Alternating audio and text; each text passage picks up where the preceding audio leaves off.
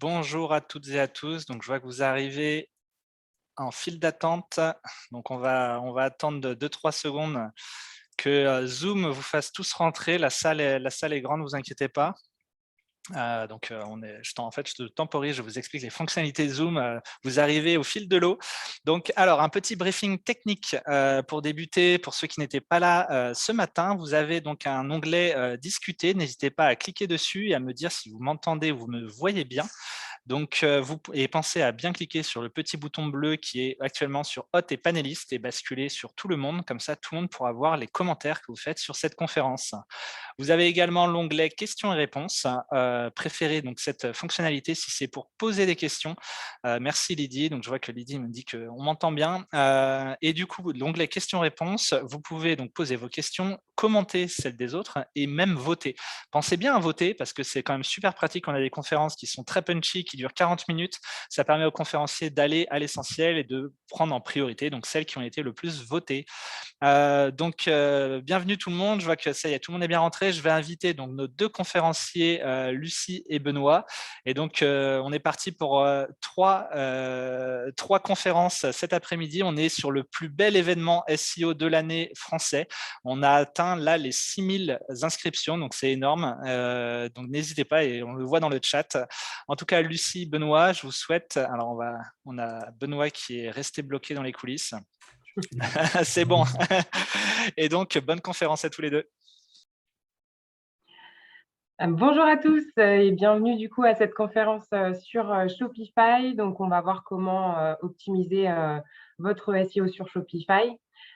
Tout d'abord, les présentations. Donc, moi, je suis Lucie Ducroux. J'ai 8 ans d'expérience en tant que chef de projet digital. Et ça fait 2 ans maintenant que j'ai rejoint Cybercité en tant que chef de projet SEO. Je suis basée sur l'agence de Chambéry et je travaille donc avec des clients principalement dans le secteur du e-tourisme et aussi du e-commerce sous des CMS différents comme WordPress, Drupal et bien sûr Shopify qui nous intéresse aujourd'hui. Pour cette conférence, je suis accompagnée de l'agence Webcam, qui est une agence partenaire de Cybercité, avec Benoît Durand. Donc, Benoît, je te laisse te présenter. Pas de souci. Bonjour à tous. Donc Benoît Durand, moi je suis directeur de projet chez Webcam. Ça fait 6 ans, un peu plus maintenant aujourd'hui. Et mon expertise, donc j'ai d'abord été développeur par le passé, puis chef de projet, et maintenant directeur de projet donc dans l'agence. Et l'agence a 2 locaux, l'agence principale, le siège à Saint-Étienne, et on a également une agence à Lyon. Au niveau de mes spécificités, moi je suis vraiment spécialisé côté e-commerce, essentiellement sur Shopify, et avec également une appétence à Magento. Côté CMS, j'ai l'habitude aussi de travailler avec Drupal et WordPress. Côté framework, plutôt avec Laravel, avec Symfony aussi parfois. Et côté application mobile, sur du natif ou sur de l'hybride. Je vais commencer rapidement du coup à présenter Cybercité. Donc, pour ceux qui ont déjà participé aux autres conférences de ce matin, ce sera très rapide. Mais voilà, Cybercité, donc une agence web marketing avec 130 experts à votre service, répartis dans 6 agences en France et qui a 22 ans d'expérience à son actif avec plus de 600 clients satisfaits. Nos métiers donc, sont au cœur de votre stratégie digitale. On a différents pôles dans l'agence.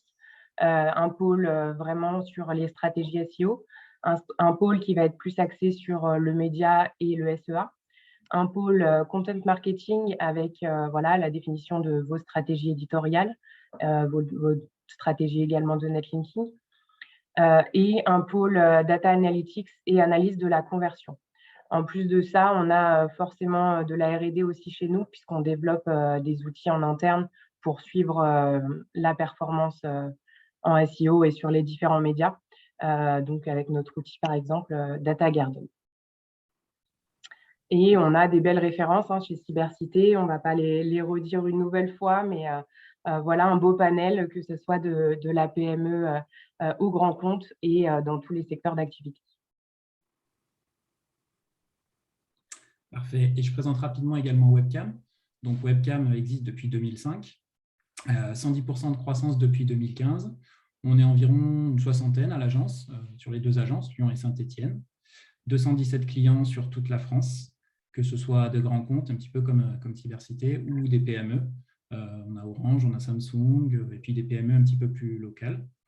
Et vous voyez en bas à droite notre nouveau bâtiment, donc le Webcamplex, plutôt sympa, je vous invite à le découvrir.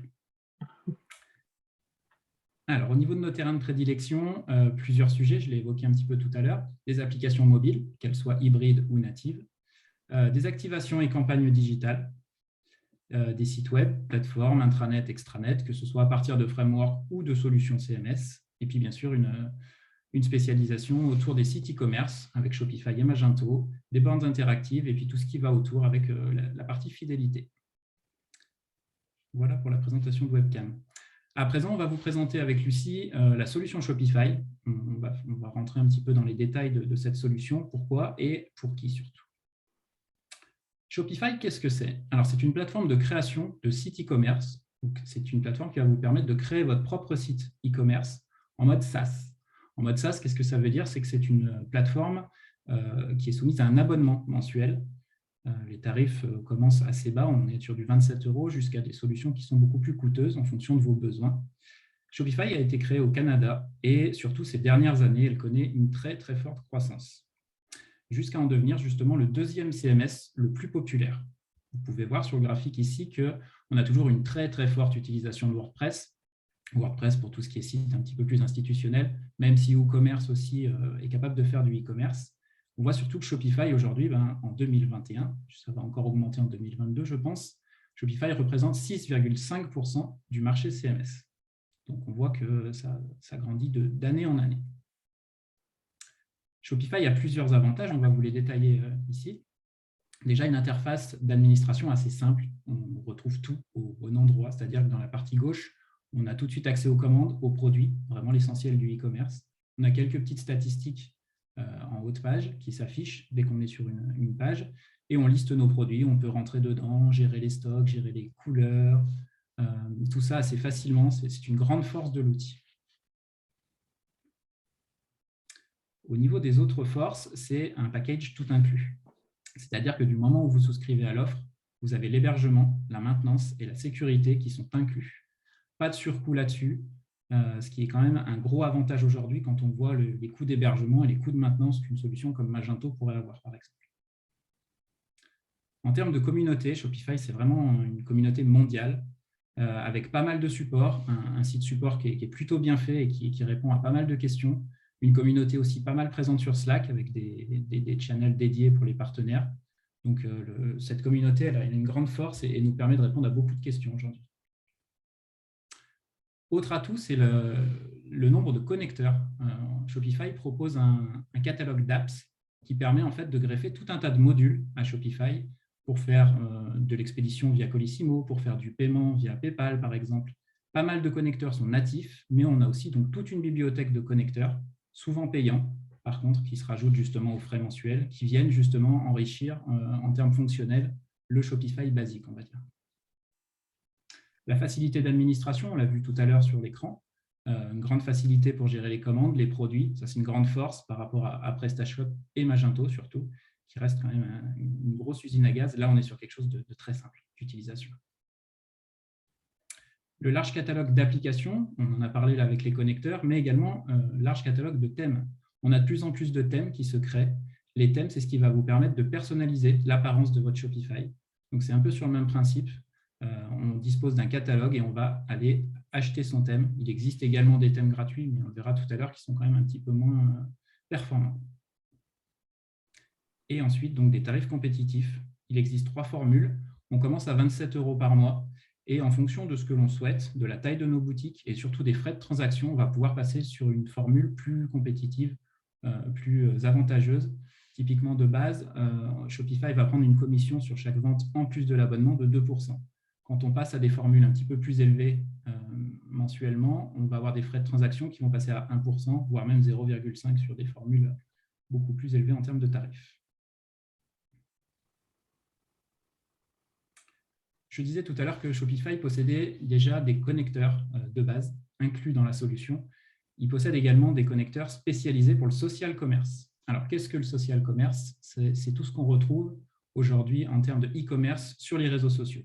Donc, vous avez ici Instagram, Facebook, TikTok, Pinterest, et on constate en l'utilisant que maintenant, on peut acheter directement via ces plateformes. Et l'avantage, c'est qu'ici, Shopify va proposer des connecteurs qui vont tout de suite en fait, permettre de vendre assez facilement sur ces réseaux sociaux en les connectant à Shopify.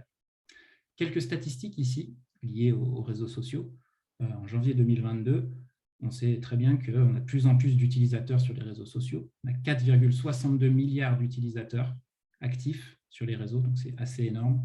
2h27 de temps passé en moyenne par jour, donc c'est énorme. Et 58,4% de la population mondiale qui est aujourd'hui présente sur ces réseaux sociaux. Donc c'est vraiment quelque chose à ne pas négliger, le social commerce, et qui est en pleine expansion. Voilà, je laisse Lucie nous présenter à présent les fonctionnalités natives de Shopify. Oui, donc on va passer vraiment au cœur du sujet SEO via les avantages natifs de l'outil. Donc tout d'abord, on l'a dit, Shopify propose un package tout inclus avec un hébergement maison. Donc ça, il faut savoir que c'est sur des serveurs qui ont très bonne réputation et qui sont performants. Donc en termes de performance globale du site, Shopify a vraiment un atout à jouer. Ensuite, on a la modification en back-office des balises méta qui est possible pour chaque page.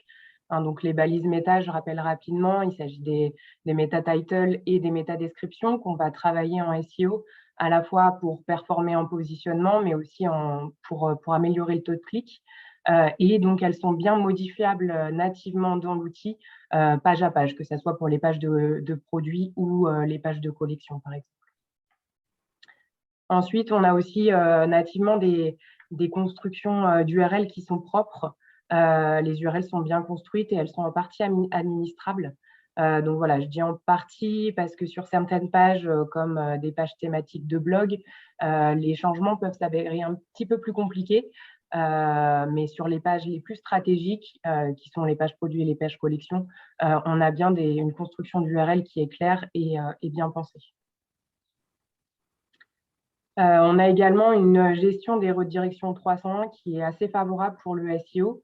On peut les gérer directement via l'outil et on peut faire des imports de redirection en masse assez facilement. Et pour finir sur les avantages du coup SEO natif, on a un sitemap aussi qui est généré automatiquement par l'outil. Et qui va permettre directement au robot d'explorer les bonnes URL sur votre site. Vous en doutez, on parle d'avantages, il y a aussi des limites forcément. Donc la première qu'on voit nativement nous dans l'outil, ça va être l'impossibilité en fait de faire des optimisations aide dynamiques. On recommande pour le SEO d'avoir une configuration dynamique de vos balises aide, tout simplement pour éviter d'avoir des balises aide qui sont vides ou mal renseignées, surtout quand on a des catalogues produits qui se mettent à jour assez régulièrement. Voilà, quand on a beaucoup de déclinaisons de produits, que ce soit par taille, par couleur, par exemple, de produits, c'est des choses qui vont nous faire gagner du temps de pouvoir optimiser dynamiquement ces balises. Le deuxième inconvénient qu'on voit sur l'outil, c'est l'optimisation des images qui est assez limitée, que ce soit en termes de compression d'images ou en termes de balisage des images. Donc, il faut savoir que Shopify affiche automatiquement les images au format WebP, donc ce qui garantit quand même une compression de 30% en moyenne par rapport à d'autres formats.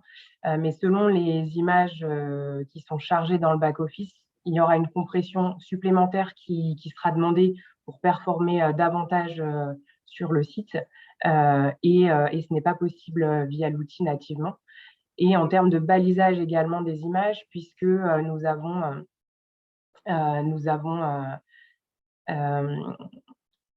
en fait des attributs HAL, par exemple, que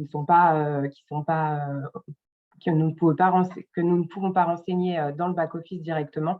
et ce qui peut freiner le référencement dans Google Images, par exemple.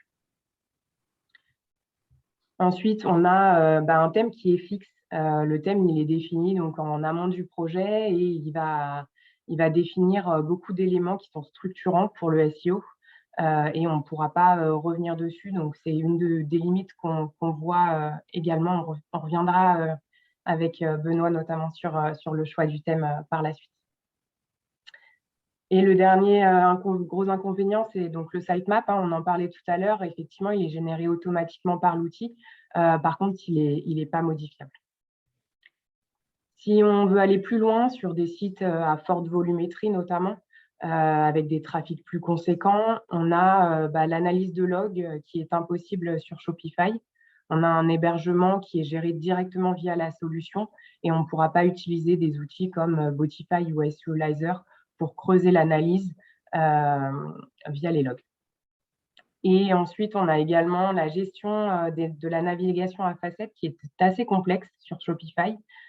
Donc, ce qu'on appelle navigation à facettes, ce sont les URL qui sont générées via les filtres de recherche d'un produit. Pour le référencement, vous pouvez être amené à vouloir indexer ces pages. Par exemple, si vous avez une page de collection présentant des chaussures femmes, vous souhaitez aussi travailler des expressions comme basket femme ou chaussures de ville femme. Et voilà, ces pages avec les URL filtrées ne vont pas être indexables sous Shopify sans un développement spécifique. Donc ça, c'est un point de vigilance à avoir sur les sites où il y a beaucoup de produits et de filtres.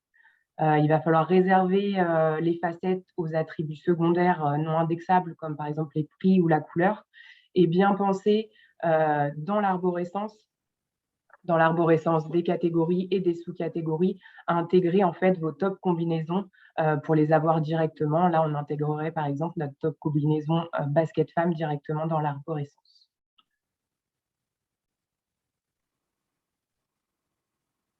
Plus spécifiquement, si on regarde par rapport à une refonte, voilà, vous voulez vraiment migrer sous Shopify, on va avoir une limite importante qui est voilà, un point un petit peu bloquant qu'il va falloir anticiper en amont, c'est que la pré-production, du coup, n'est pas crawlable via Shopify. On ne va pas pouvoir utiliser les outils classiques comme Screaming Frog, par exemple. On ne va pas pouvoir crawler cette pré-production. Et donc, nous, en tant qu'agence, on ne va pas pouvoir déterminer les potentiels points techniques qui sont bloquants pour le SEO et les corriger avant la refonte. Donc là, il va bien falloir être conscient que le travail se fera après la refonte, qu'il peut y avoir aussi quelques jours, voire quelques semaines en fonction des cas, pour améliorer son positionnement. Et il va falloir travailler sur d'autres sujets en amont pour pallier à ça, comme justement une bonne organisation des contenus, que ce soit en volume, en maillage interne. Voilà, on va travailler en amont différemment par rapport à un projet classique. Sur Shopify, on ne pourra pas lever tous les points techniques du coup de la pré-production. Donc, on va essayer d'anticiper au maximum les choses en amont. On le verra par la suite, notamment via le choix du thème. Également pour une refonte, on a un fichier htaccess qui n'est pas accessible. Donc pour gérer les redirections, ça peut être un petit peu plus compliqué sous Shopify, notamment quand on a des redirections qu'on veut mettre en regex ou des redirections un peu moins classiques, on va dire. C'est là qu'il va falloir le mettre manuellement, ce qui peut être plus long et plus complexe à mettre en place. Donc voilà, en termes pour la refonte, attention à être bien vigilant, à vous faire accompagner par une agence et de préparer tout ça en amont, les contenus, pour éviter de pêcher un petit peu plus, vu qu'on ne peut pas crawler cette pré-production. Si vous voulez tout savoir sur les refontes, il y a la prochaine conférence de la journée Big SEO qui est animée par Alban Renard qui parle justement ne pas rater sa refonte pour le SEO. Et enfin, vous inquiétez pas, hein, il y a bien des solutions. Heureusement, on voit des points bloquants, mais on peut quand même, pour la plupart d'entre elles, y remédier. Donc, je laisse la parole à Benoît sur cette partie. Merci, Lucie. Je réponds juste en direct à Marion qui posait une question pour savoir où se gère justement le sitemap dans le back-office. Ce sitemap, en fait, il est statique aujourd'hui de base sur Shopify. Donc, c'est le nom du site /sitemap.xml. On accède directement au sitemap, mais si on veut aller plus loin pour gérer des priorités ou autres, on peut passer par des modules, justement. Et pour le reste, pour les balises méta, elles se gèrent directement au niveau du catalogue, sur les produits en eux-mêmes et sur les pages catégories. Même chose pour la partie blog.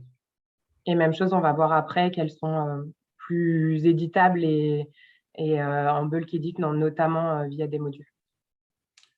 Et pour la deuxième question de Charlotte qui demandait si on peut compresser l'image avant de la charger, oui, tout à fait. On peut l'optimiser en amont avec des outils comme TinyPNG, par exemple, qui permettent de compresser les images. Donc, pas de problème là-dessus aussi. Lucie faisait référence tout à l'heure au choix du thème. J'expliquais précédemment qu'on a pas mal de thèmes. Aujourd'hui, on a plus de 85 thèmes qui sont proposés directement sur thème.shopify.com, qui reste quand même la référence puisque ces thèmes-là sont plus ou moins validés par la communauté Shopify. Et le choix du thème, c'est primordial, aussi bien en termes de design qu'en termes de SEO, en fait. Par rapport à tout ça, le thème va conditionner pas mal de fonctionnalités. Vous avez des thèmes qui incluent des sliders, des blocs sur la page d'accueil, des filtres directement intégrés. Donc ça, c'est au niveau fonctionnel. Et côté SEO, eh bien, l'importance du thème est primordiale puisque les temps de chargement de thèmes sont complètement distincts d'un thème à l'autre. Donc, il faut être vigilant là-dessus en amont. On peut faire des tests de performance. Chaque thème possède aujourd'hui un site de démo. Donc, on peut aller se rendre directement sur la démo, faire passer des outils, que ce soit du GTmetrix ou autre, pour justement tester le thème et voir ce que ça donne en termes de performance, de temps de chargement. On peut aussi, dans la source ou en utilisant d'autres outils, vérifier que le balisage du thème est correct. Quand on parle de balisage, c'est effectivement tout le balisage HN. Donc, vérifier qu'on a bien un seul H1 par page. On a des sous-titres en H2, voire en H3, H4, etc. Donc ça, c'est très important et c'est à surveiller justement avant le choix du thème. Sachant que les thèmes payants sont quand même beaucoup plus optimisés pour le SEO, généralement. On est sur quelque chose de beaucoup plus abouti que sur les thèmes gratuits. Du coup, donc, Benoît parlait des performances, justement un petit focus quand même sur les Core Web Vitals. Donc, les Core Web Vitals, c'est 3 indicateurs de performance qui ont été mis en place par Google. Ils mesurent l'expérience réelle de l'utilisateur en testant les performances de chargement. On a l'indicateur LCP, l'interactivité de la page via l'indicateur feed et la stabilité visuelle de votre page avec l'indicateur CLS. Et depuis mai 2021, Google prend en compte ces indicateurs pour noter globalement votre site et aussi pour le positionner correctement ou non dans les SERP. Et du coup, dans la Google Search Console, on peut voir quelles sont vos URL qui sont lentes, qui sont améliorées ou qui sont rapides, jugées rapides par Google. Et on peut travailler sur les différentes URL. Si le choix du thème a été bien fait en amont, on va pouvoir améliorer cela. On voit sur le graphique, le dernier graphique, notre travail fructueux sur la courbe verte des URL rapides. Et ça, c'est un travail qui va être compliqué, voire impossible si on n'anticipe pas via un bon thème en amont.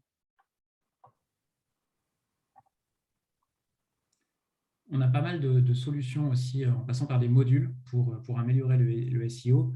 Je parlais tout à l'heure de sitemap. On peut également trouver des modules qui permettent d'optimiser les balises aide dynamiquement par type de page, que ce soit directement sur les pages produits, sur les pages collections ou encore directement sur le blog, donc sur tous les articles. Ça permettra d'avoir des balises title et description, on va dire automatisées en termes de description et de contenu. On parlait également tout à l'heure du poids des images, donc très important. Le poids, effectivement, c'est quelque chose de primordial aujourd'hui. Il ne faut pas oublier tout ce qui est balise alt. de plus en plus important, aussi bien sur la partie accessibilité que sur la partie référencement. Donc, pensez bien aussi à optimiser vos images et à passer justement par des modules qui sont dédiés. Vous pouvez également configurer le préchargement des pages au survol d'un lien. Ça permet d'améliorer la vitesse et d'améliorer l'UX d'un site. Donc ça, certains modules proposent justement d'utiliser cette fonction de préchargement pour gagner en vitesse et en UX. Vous pouvez également donc utiliser des modules qui vous permettent de configurer votre sitemap, donc exclure des URL par exemple, des URL que vous ne voulez pas du tout voir apparaître côté Google, ou bien apporter justement une pondération sur la priorité, une page que vous voulez mettre en priorité ou au contraire déprioriser certaines pages qui sont moins importantes pour vous. Et enfin, vous pouvez utiliser des modules qui vous permettent de monitorer et corriger vos erreurs 404. La Search Console vous permet de faire certaines choses, mais certains modules proposent d'aller un petit peu plus loin et en fonction du type d'erreur 404, de pouvoir rediriger vers une page collection ou vers une page produit ou encore vers la home page. Mais pour ça, il faut passer justement par des modules qui sont externes. En termes de modules, justement, nous, on a 2 modules qu'on recommande qui ont été testés et approuvés par nos équipes. Donc, le premier module, ça va être Smart SEO. C'est notre choix numéro 1 puisque c'est un bon rapport qualité-prix justement pour ce module. On a un plan pro à partir de 8,99 € par mois et on a des bonnes fonctionnalités, que ce soit dans les optimisations d'images, dans le traitement des balises. Voilà, on a vraiment un scope qui est assez complet pour ce module. Et on a aussi testé et on travaille également avec Booster SEO et Image Optimizer, qui va être lui un peu plus axé sur le gain en performance, mais qui a un package quand même à 30 € par mois, donc qui peut être un peu plus coûteux selon la taille de votre site. Et en complément de ces modules, si vous avez des problématiques spécifiques concernant votre sitemap ou l'indexabilité de vos pages, on a du coup Sitemaps et Non-Index Manager, qui est un module gratuit qui peut être rajouté en complément de ces 2 modules, enfin de l'un de ces 2 modules. On aura peut-être une question, j'anticipe un peu dans le chat, souvent on nous demande justement et Yoast SEO dans tout ça, puisqu'il vient d'arriver sur Shopify. Voilà, nous on l'a testé, vous le voyez, il n'est pas dans nos choix aujourd'hui.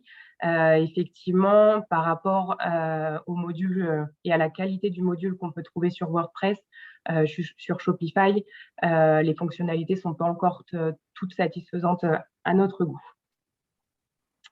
On voulait également vous montrer un cas client, donc une refonte qui s'est passée sous Shopify en mars 2021, un client qui est dans le secteur de la santé, avec un commerce en ligne, mais aussi une boutique physique. Donc, il y avait aussi une logique de drive to store sur ce client.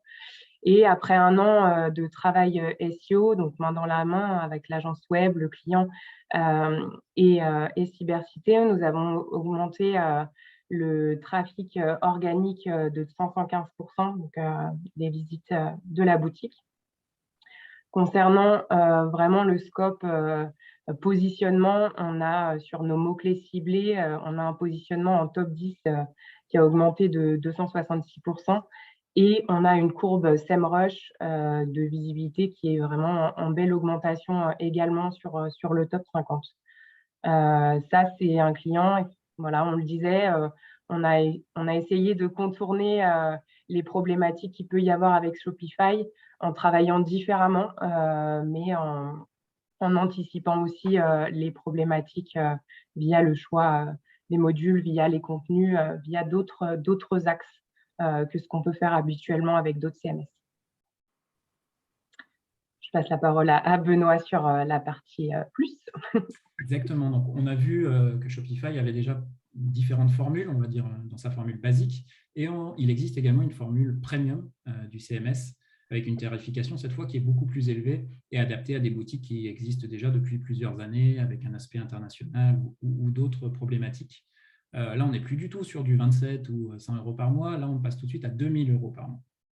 Ça implique forcément des choses en face, puisqu'on a un account manager dédié, donc une personne qui va suivre le projet directement à côté Shopify. On peut personnaliser le thème jusqu'au checkout, chose qu'on ne peut pas faire sur les formules basiques de Shopify. les formules classiques, on peut personnaliser toutes les pages, sauf justement tout le tunnel de paiement. Donc ça, cette personnalisation du thème, elle intervient uniquement sur les formules premium, enfin Shopify Plus. On a également un store d'applications qui est plus fourni. On a certaines apps qui sont construites uniquement pour Shopify Plus. On peut également avoir des rapports statistiques. Shopify embarque de base pas mal de petits rapports sur le nombre de visites, sur les conversions. On peut pousser ces rapports sur la formule Shopify Plus avec justement des analyses qui sont beaucoup plus avancées. On va beaucoup plus loin. Donc globalement, Shopify Plus, c'est plus de possibilités sur la personnalisation, sur l'expérience utilisateur et une forte évolutivité. Côté avantage SEO, avec Shopify Plus, on a d'autres fonctionnalités qui s'offrent à nous, avec notamment l'optimisation de la version mobile. On peut travailler vraiment sur cette version mobile uniquement, enfin faire un focus sur celle-ci, et on dispose surtout d'un environnement de pré-production, chose qu'on n'a pas sur les formules précédentes, Lucie l'expliquait tout à l'heure. Et cet environnement de pré-production, il est crawlable.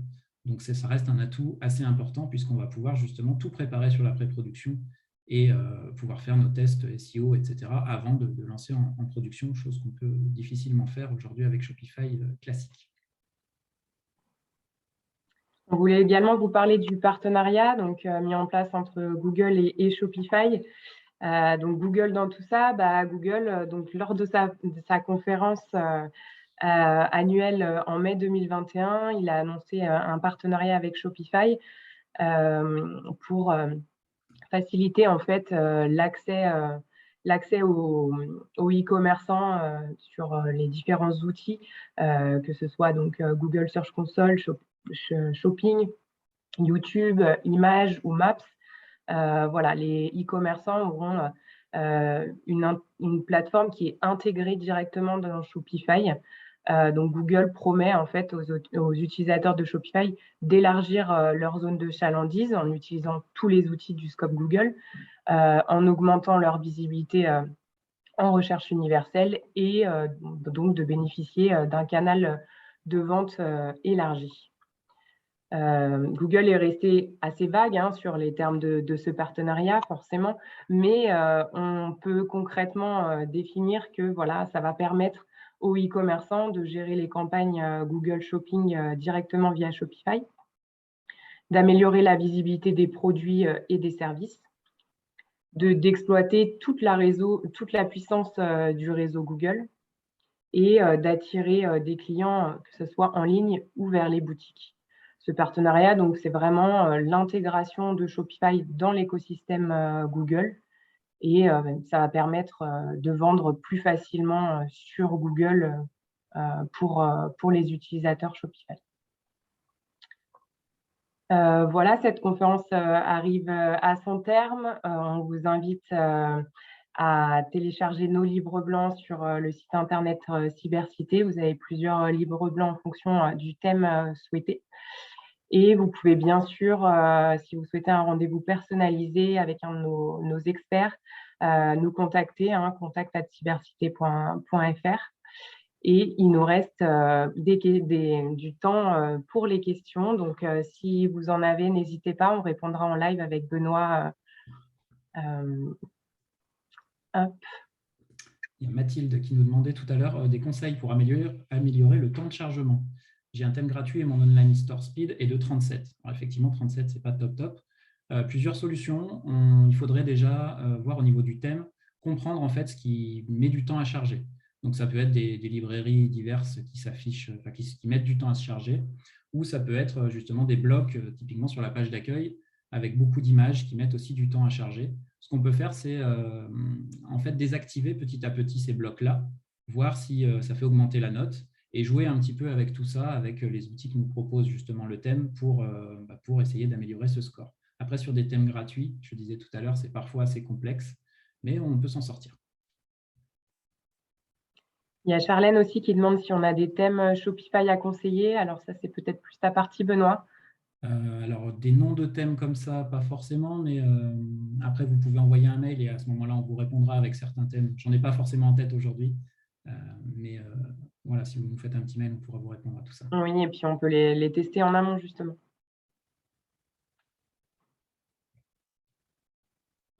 Est-ce qu'une section blog améliore aussi le SEO? Donc, question de Jessica. Oui, effectivement, on a toute la partie blog qui peut améliorer, tout simplement parce qu'on rajoute du contenu et qu'on peut faire des liens, du maillage interne entre les différentes pages. Voilà, ça montre votre expertise sur le sujet et ça peut aussi ramener vers des pages produits et donc ramener l'utilisateur vers le produit et vers l'achat. Donc oui, on recommande bien sûr les sections de blog pour le SEO. Ensuite, Quentin qui nous demande des commentaires sur les balises alt des images, on peut les modifier. Ça dépend vraiment du contexte et du thème, mais globalement, on peut les modifier. Pour celles qu'on ne peut pas modifier, justement, il faut passer par un thème dédié qui permet de les modifier plutôt en masse, en fait. Oui, le module qu'on recommandait, Smart SEO, en fait, il va permettre, par exemple, d'optimiser de manière en lot, en bulk edit, vraiment toutes les images, les balises alt de vos images, voilà, pour gagner du temps et aussi en performance et en visibilité sur Google Images.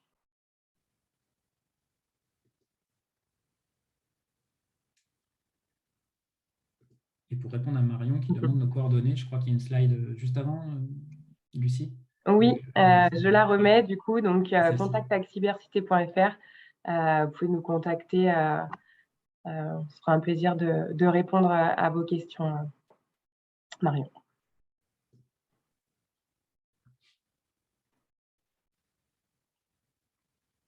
Est-ce qu'il y a d'autres questions?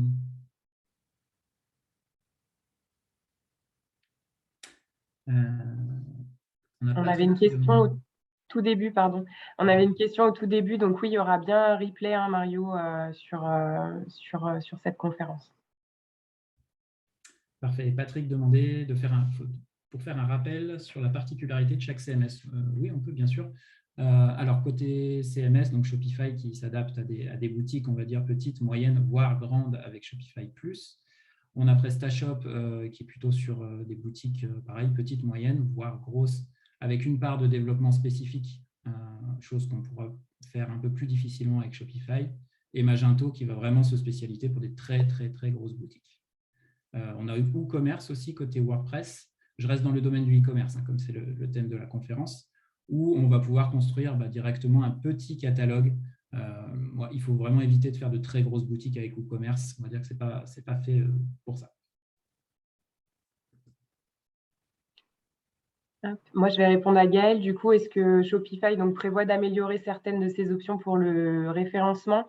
Effectivement, Shopify, il y a 5-6 ans, Shopify n'était pas du tout optimisé pour le référencement. Aujourd'hui, il l'est de plus en plus. Donc, il y a encore du travail qui est prévu par Shopify et je pense qu'on va aller de mieux en mieux pour le référencement.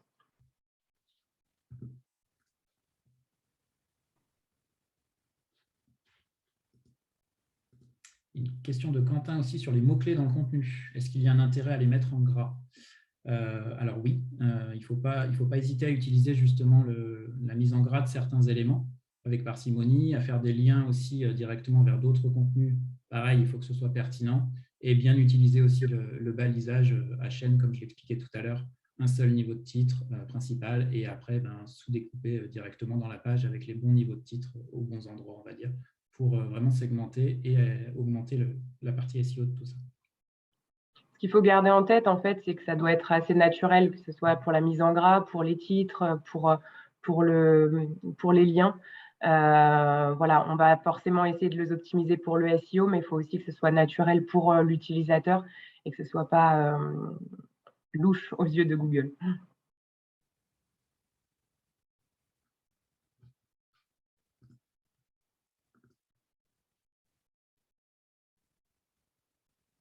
Je crois qu'on a répondu à peu près à toutes les questions, Lucie. Je pense. Super, en tout cas, merci à tous les deux, merci à toutes les personnes qui ont posé des questions et on va enchaîner du coup avec une conférence donc dans 5 minutes avec Alban sur les refontes de sites. Je vous envoie le lien dans le chat en même temps, donc n'hésitez pas à vous inscrire, il est encore temps et nous rejoindre donc pour la prochaine conférence. Lucie, Benoît, je vous laisse le mot de la fin. Eh ben, merci à tous. À très vite sur Shopify. Merci à tous et j'espère que vous avez appris un maximum de choses avec nous sur cette solution Shopify et sur cette partie SEO. Et bonne journée à On tous. dit dans le chat que c'était très intéressant. Donc, merci à vous deux et donc rendez-vous dans 5 minutes pour la prochaine conférence. À tout de suite. Merci à tous.